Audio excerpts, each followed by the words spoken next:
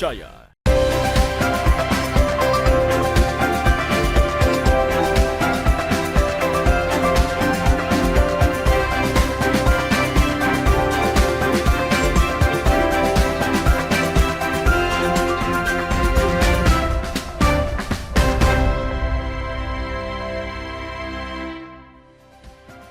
Halo, selamat pagi saudara, apa kabar Anda hari ini? Senang sekali saya Wafik Asisa bisa kembali menyapa Anda dalam Sapa Sulsel di Kompas TV, independen terpercaya. Saudara, seni bela diri menjadi hal yang menarik untuk ditekuni. Selain sebagai olahraga untuk kebugaran diri, menguasai ilmu bela diri juga memiliki banyak manfaat. Salah satu seni bela diri yakni tapak suci. Kehadirannya sudah lama dan memiliki banyak peminat. Lantas bagaimana gerakan dari tapak suci dan apa manfaatnya? Serta bagaimana eksistensi organisasi tapak suci di Sulawesi Selatan? Hal ini akan kita bahas bersama dengan dua narasumber kita. Sudah hadir di studio Kompas TV. Yang pertama kita sapa terlebih dahulu. Ada Muhammad Erwin Syah, Dewan Pelatih Tapak Suci UIN Alauddin Makassar. Selamat pagi Erwin. Selamat pagi. Iya, salam sehat Erwin ya. Sehat. Baik, selain Dewan Pelatih juga ada ketua dari UKM Tapak Suci UIN Alauddin Makassar. Ada Rahmat Ramadan. Selamat pagi Rahmat. Selamat pagi Kak. Apa kabar hari ini? Alhamdulillah baik. Alhamdulillah baik. Ya. Jadi teman-teman ada Dewan Pelatih dan juga ada Ketua UKM Tapak Suci UIN. Nah, sebelum kita bahas lebih jauh soal seperti apa sih seni bela diri Tapak Suci itu, kita akan lihat terlebih dahulu atraksi Tapak Suci dari Erwin, Dewan Pelatih UKM Tapak Suci UIN Alauddin Makassar berikut ini.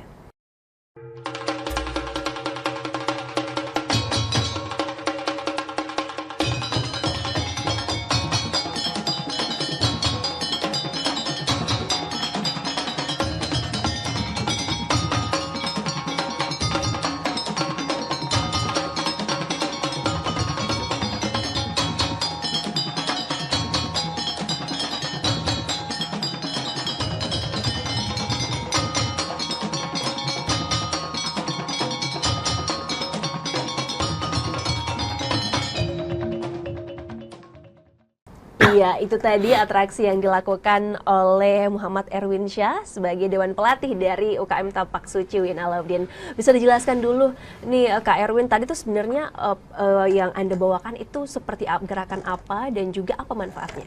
Ya, kalau misalnya gerakan yang tadi itu adalah salah satu beberapa rangkaian jurus dasar dari tapak suci. Nah, itu kita bisa gunakan untuk melindungi diri kita. Jikalau kita ulangi secara terus-menerus, itu menjadi kebiasaan melekat pada diri kita. Terus kemudian memberikan kesehatan jika kita melakukan secara rutin berolahraga. Kemudian seringkali juga ditampilkan di event-event turnamen pencak silat itu sendiri. Baik, jadi atraksinya sangat bagus sekali ya. Sebelum jauh membahas nih soal bagaimana kemudian gerakan-gerakan dari Tapak Suci, kita juga ingin mengajak pemirsa di rumah untuk mengenal lebih jauh soal seni bela diri ini. Bisa dibilang di Indonesia kan ada banyak tuh jenis seni bela diri. Salah satunya adalah Tapak Suci. Nah, bisa dijelaskan Erwin perbedaannya sendiri seni bela diri Tapak Suci ini dengan seni bela diri yang lain itu seperti apa? Ya, baik. Jadi Tapak Suci itu sendiri merupakan salah satu bela diri yang asli dari Indonesia. Jadi kebanyakan ini orang-orang mengenal karate, taekwondo. Nah, kita di sini fokus kepada bagaimana bisa melestarikan budaya kita. Salah satunya yaitu pencak silat. Nah, kebetulan kami berkecimpung di salah satu perguruan Tapak Suci Putra Muhammadiyah.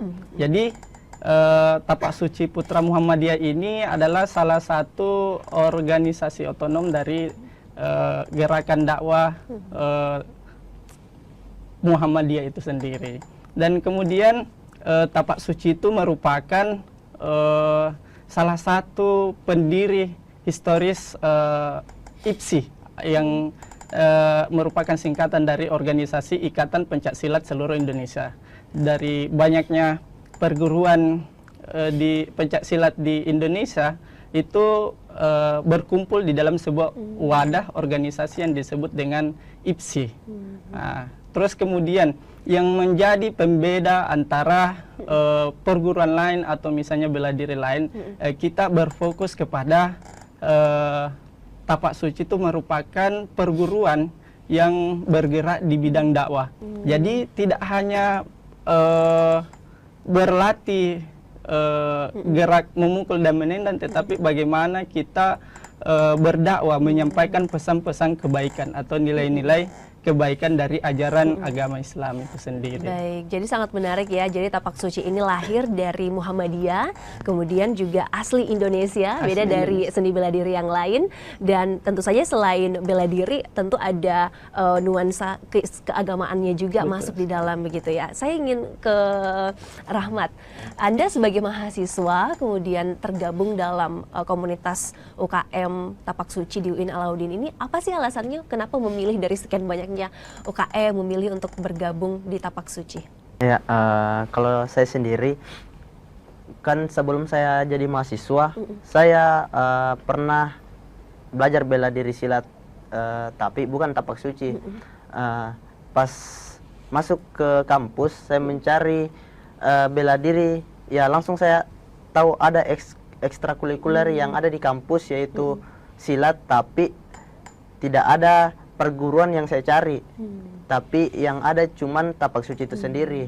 Nah, jadi mau tidak mau, ya saya masuk ke dalam Tapak Suci itu sendiri, dan banyak hal yang saya tidak dapat di perguruan lama saya, tapi saya dapat di Tapak Suci itu sendiri. Apa-apa saja itu yang membedakan dari pengalaman sebelumnya dan sekarang? Nah, yang membedakan itu dulu saya kan dari kampung, ya saya belajar bela diri yang cuman jadwalnya Rabu dan Sabtu, dan itu tidak kayak tidak teratur latihannya. Nah, pas masuk ke kampus, saya belajar Tapak Suci, dan itu mempunyai banyak kayak hari Senin belajar tentang gerakan fighter, nah Rabu gerakan seni, dan seterusnya kayak begitu, Kak. Ya. Baik, menarik sekali ya. Jadi setiap hari biasanya pembelajarannya pun juga berbeda-beda begitu ya. Bukan hanya jurus, gerakan, tapi juga ada secara akademik pun juga belajar begitu ya. Nah, kalau saya ke Erwin kemudian ini kan biasanya setiap perguruan itu ada tingkatannya, ada levelnya, kemudian yang membedakan juga ada warna-warna sabuknya. Kalau di Tapak Suci sendiri itu seperti apa sih tingkatannya? Ya, jadi di Tapak Suci itu sendiri memiliki beberapa tingkatan. Jadi pengkaderan Tapak Suci itu mulai dari usia dini sampai usia lanjut. Lansia ya itu tidak memilih orang-orang tertentu, baik dari polisi, tentara, warga biasa, agama Islam, agama non-Muslim juga bisa bergabung, dan itu mulai semuanya ketika masuk di Tapak Suci itu mulai dari tingkatan siswa dasar, di mana tingkatan siswa dasar itu ditandai dengan sabuk siswa yang berwarna kuning. Terus setiap sabuk itu ada jenjang ketingkatannya ditandai dengan melatih pada sabuknya yang menandakan bahwasanya dia telah mengikuti ujian. Dan setiap tingkatan itu ada 4 melatih, jadi 4 kali ujian baru naik warnanya ke sabuk biru, yang dimana sabuk biru ini dinamakan seorang kader, sabuk biru. Terus kemudian setiap tingkatannya itu ada namanya tersendiri. Kalau misalnya melatihnya ada 1, itu dinamakan kader muda, naik 2 kader madya, kader kepala, kader utama. Kemudian lanjut lagi ke sabuk hitam, di mana langsung dapat melatih 1, itu dinamakan pendekar muda, pendekar madya, pendekar kepala, utama, sampai pendekar besar 5 bunga. Nah, itu dia tingkatan sabuknya. Jadi cuman 3 warna. Ya, cuma 3 warna dan tentunya tingkatan ini juga butuh proses yang panjang begitu ya untuk Betul bisa sekali. dapat setiap level ini. Nanti kita akan bahas lebih jauh lagi soal bagaimana kemudian tantangan yang harus dilewati oleh teman-teman tapak suci untuk bisa naik level ke level selanjutnya. Kita akan bahas saudara usai jeda berikut ini.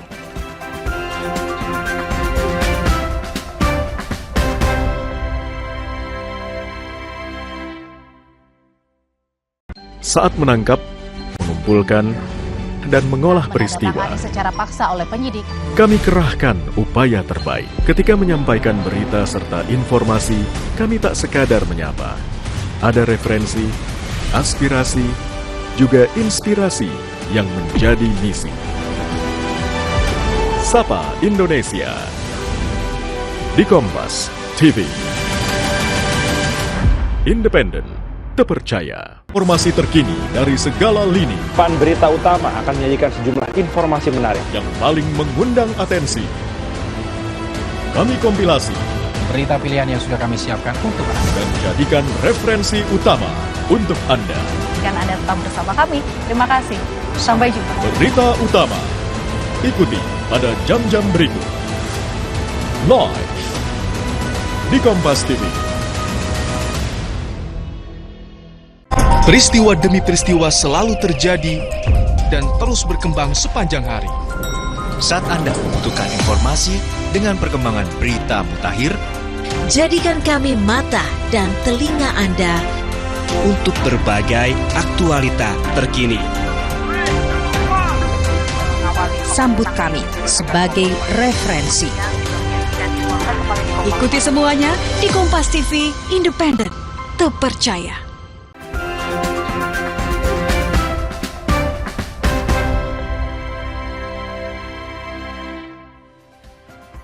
Anda kembali menyaksikan Sapa Sulsel, saudara, masih bersama saya Wafik Asisa. Kita akan lanjut lagi ngobrol bersama dengan teman-teman dari UKM Tapak Suci UIN Alauddin Makassar. Di segmen sebelumnya kan sudah dijelaskan di beberapa tingkatan dari Tapak Suci tadi, yang sabuk kuning, biru, kemudian hitam sebagai pendekar. Bisa dijelaskan kemudian Erwin butuh waktu berapa lama sih kemudian dari kuning ke biru, biru kemudian ke hitam, dan ujiannya itu apa saja yang harus dilewati? Ya, baik, dari setiap tingkatan itu membutuhkan proses yang sangat panjang, di mana tapak suci itu sendiri memiliki kurikulum dan silabus yang harus dipelajari setiap siswa dan anggota tapak suci itu sendiri. Jikalau siswa ingin naik tingkat, itu dia hitungannya per semester, 6 bulan sekali. Jadi ketika ingin naik tingkat itu ada jenjang waktunya 6 bulan, dan materi yang disediakan itu harus dikuasai untuk mengikuti persyaratan ujian naik tingkat. Itu bagi siswa. Kalau untuk kader sendiri itu rentang waktunya adalah 1 tahun. Jadi untuk naik ke jenjang berikutnya itu harus selama 1 tahun. Kalau pendekar itu minimal 2 tahun. Dan kemudian salah satu ujiannya itu misalnya ketika proses ujian naik tingkat itu ada yang pertama tes tertulis. Itu bagaimana diujikan tentang pengetahuan dasar. Kemudian yang kedua ialah ujian tes BTQ, baca tulis Quran. Kemudian yang ketiga itu adalah tes fisik, fisik dan mental. Kemudian yang keempat adalah tes ragawi, ya, gerak-gerak jurusnya yang sesuai diajarkan sesuai dengan ketingkatan. Kemudian yang terakhir adalah uji ketangkasan bela diri dan uji mental itu. Baik, itu dia ya. Jadi secara fisik, mental, keagamaan, terus tadi sempat disinggung juga ragawi, gerakan, itu semua yang menjadi tolak ukur dari setiap level, setiap tahapan yang akan diujikan dalam tapak suci. Saya ke Rahmat. Rahmat, sebagai seorang tanda kutip siswa ya di tapak suci, gerakan-gerakan apa saja sih yang Rahmat sudah kuasai sejauh ini? Sejauh ini dari siswa dasar ya. Saya masuk di tapak suci ulang dari siswa dasar. Kan di siswa dasar itu ada 12 jurus awalnya. Nah, setelah jurus 12 jurus awal dipelajari di siswa dasar naik ke siswa 1. Nah, di siswa 1 ada 12 jurus dasar lagi dipelajari. Jadi total ada 24 jurus dasar dari siswa dasar ke siswa 1. Ya. Begitu. Jadi awal latihan itu kan 6 bulan ya awalnya tadi latihan. Itu gerakannya sudah langsung belajar 12 gerakan atau seperti apa? Kalau 6 bulan pertama itu dipelajari 12 jurus awal di siswa dasar, dan itu berbeda-beda jurusnya. Nama-namanya pun juga beragam. Berbeda-beda. Yang paling Rahmat kuasai, yang paling suka gerakan yang mana? Jurus Gerakan apa? harimau. Jurus harimau. Yang paling susah dipelajari oleh Rahmat jurus apa? Jurus apa ya? Yang paling susah. Lembu. Lembu itu kenapa bisa susah jurus itu? Karena dia pakai siku. Susah kalau siku. Kalau harimau kan menendang dia, jadi lebih gampang dipelajari. Sama katak. Lebih gampang dipelajari, ya. Baik, saya kemudian ke Erwin. Tadi kan sudah dijelaskan sama Rahmat sedikit soal jurus-jurus begitu ya dari selama dia bergelar siswa di Tapak Suci. Kalau dari siswa ke pendekar sendiri itu sebenarnya total jurus dari Tapak Suci ada berapa? Kalau total sendiri, kalau jurus Tapak Suci itu sendiri ada 8 jenis, yaitu yang pertama namanya jurus bunga mawar, terus kemudian jurus harimau, kemudian merpati, lembu, naga, apa lagi, ikan terbang, katak, dan lagi satu Raja Wali sudah tadi. Raja Wali sudah. Katak, lembu. Kalau dari Erwin sendiri yang paling susah tuh dari sekian banyaknya jenis gerakan ini, yang paling susah bagi Anda yang mana? Kalau saya sih alhamdulillah sampai sekarang gampang semua gampang semua karena sudah terbiasa melatih. Jadi tentunya untuk supaya terbiasa harus ada latihan. Ya, menurut saya kalau kita berlatih tidak ada yang susah. Tidak ada yang susah. Ya, semuanya butuh proses. Baik, intinya kalau Tapak Suci ini pun juga harus latihan setiap hari ya. Iya. Kapan mungkin ada jeda, skip, mungkin sudah tidak bisa untuk menyesuaikan lagi seperti itu ya, Rahmat ya. Iya. Kalau dari Anda sendiri selama menekuni Tapak Suci ini sudah berapa lama, dan juga apa sih manfaat yang Erwin rasakan selama bergelut di bidang ini? Ya, baik. Jadi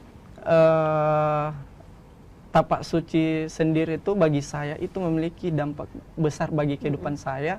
Saya mulai masuk Tapak Suci itu dari tahun 2011 hingga sekarang.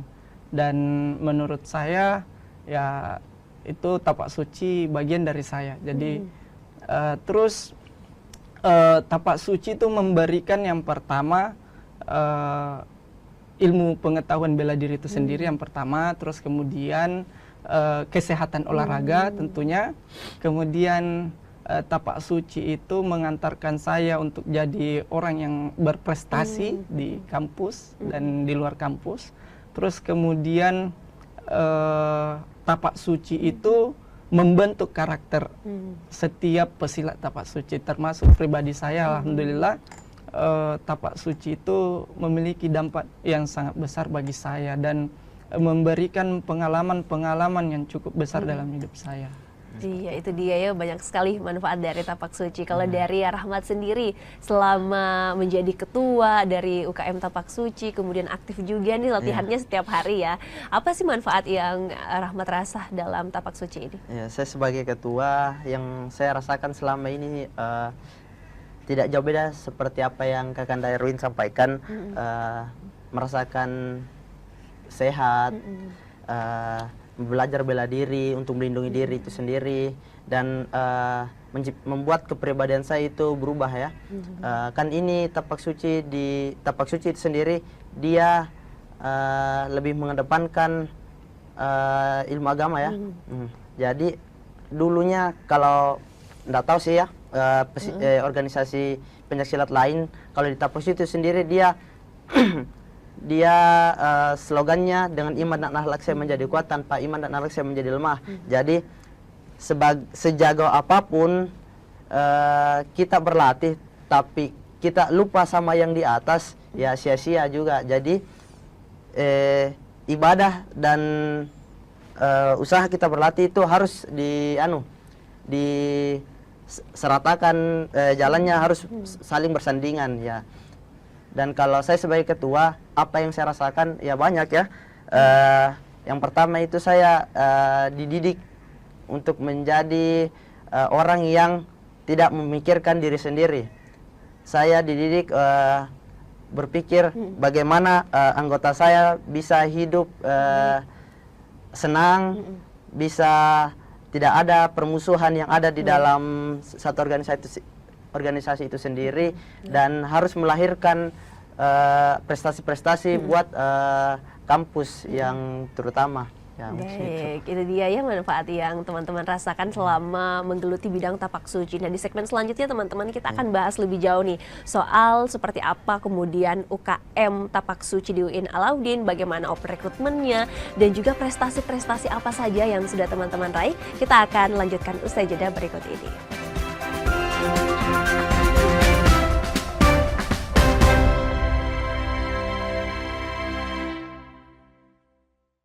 Sejarah mencatat bangsa ini berdiri di atas persatuan. Maka kita pun paham perbedaan takkan mampu membuat bangsa ini tercerai-berai. 13 tahun kami semakin yakin. Dengan independensi kami akan terus dipercaya sebagai referensi yang mampu melintasi keragaman, mempererat kebersamaan, menjaga Indonesia bersatu. Peristiwa demi peristiwa selalu terjadi dan terus berkembang sepanjang hari. Saat Anda membutuhkan informasi dengan perkembangan berita mutakhir, jadikan kami mata dan telinga Anda untuk berbagai aktualita terkini. Sambut kami sebagai referensi. Ikuti semuanya di Kompas TV, independen, terpercaya.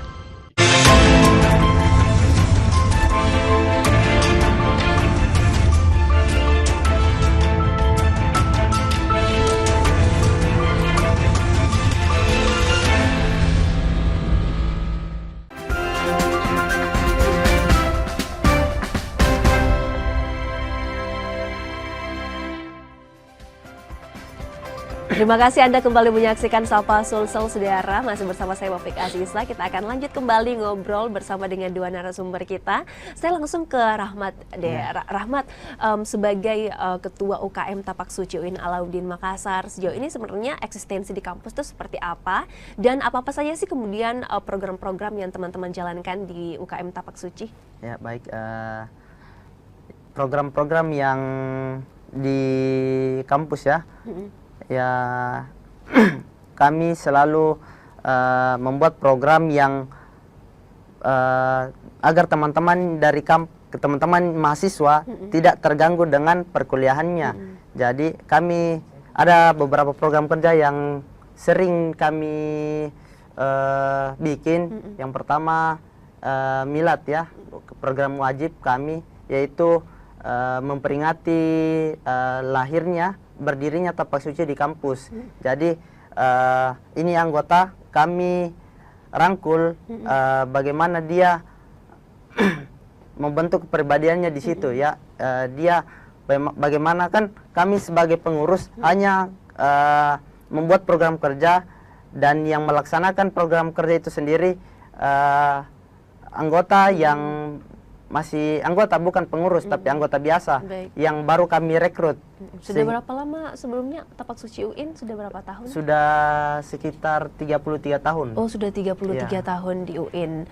Baik, kemudian kalau dari Rahmat sendiri dan teman-teman sejauh ini prestasi ataupun kompetisi apa saja sih yang sudah diikuti oleh teman-teman Tapak Suci? Kalau prestasi, kalau saya kan baru berapa tahun? Kurang lebih 2 tahun di kampus, dan baru masuk UKM juga 2 tahun, dan banyak event yang kami ikuti, dan alhamdulillah kami sudah dari 2022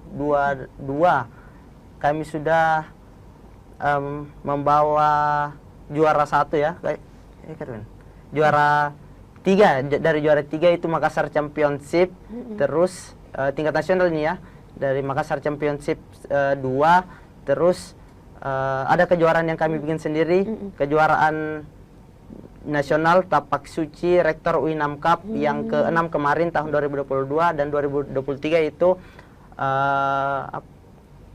ada Parepare Championship itu yang diselenggarakan di Parepare. Alhamdulillah itu juara satu umum. Dan terakhir yang baru-baru ini di Makassar Championship 2-3 Kak.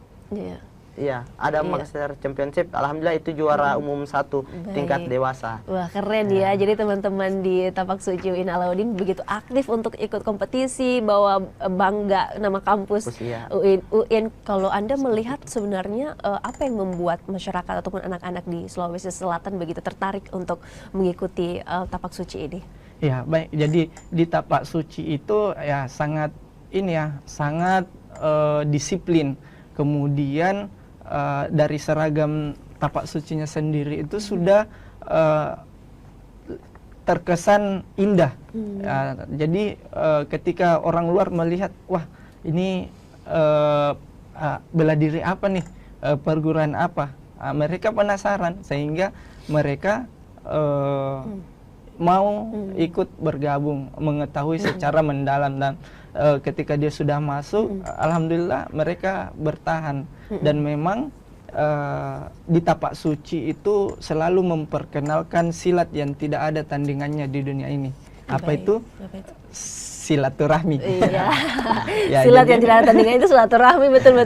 Jadi kita di dalam saling merangkul tanpa adanya perselisihan dan permusuhan, karena kita itu kuat karena kita bersatu. Karena kebanyakan kita hancur bercerai-berai karena seperti itu ya. Baik, terakhir untuk Dewan Pelatih ini, sebagai Dewan Pelatih, apa kemudian harapan Anda khususnya untuk pemerintah, dukungan apa sih yang paling teman-teman butuhkan supaya pengembangan Tapak Suci di Sulawesi Selatan ini makin besar lagi? Ya, baik.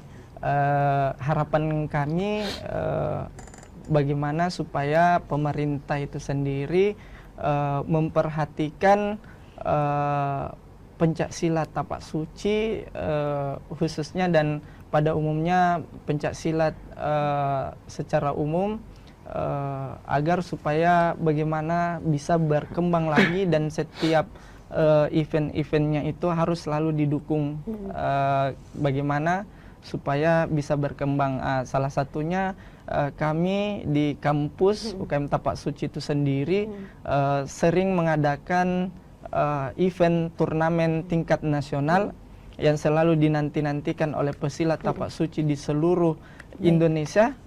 Itu perlu didukung, karena kayak macam tahun ini kami akan menyelenggarakan Rektor UIN Cup yang ke-7 insya Allah di bulan 11, dan harapan kami baik pemerintah juga pihak birokrasi kampus itu selalu mendukung positif kegiatan. Iya, perlu banyak dukungan juga ya agar kiranya seni bela diri Tapak Suci ini bisa semakin besar di Indonesia, di Sulawesi Selatan. Banyak potensi-potensi baik yang muncul begitu ya dari Sulawesi Selatan. Terima kasih teman-teman. Tadi ada Rahmat dari UKM Tapak Suci UIN Alauddin, kemudian Dewan Pelatih ada Erwin. Terima kasih banyak teman-teman sudah berbagi informasi bersama kita, dan kami juga ucapkan terima kasih untuk Anda saudara menyaksikan Sapa Sulsel. Saya Wafik Asisa mewakili seluruh kerabat kerja yang bertugas pamit. Terima kasih, selamat beraktivitas, sampai jumpa.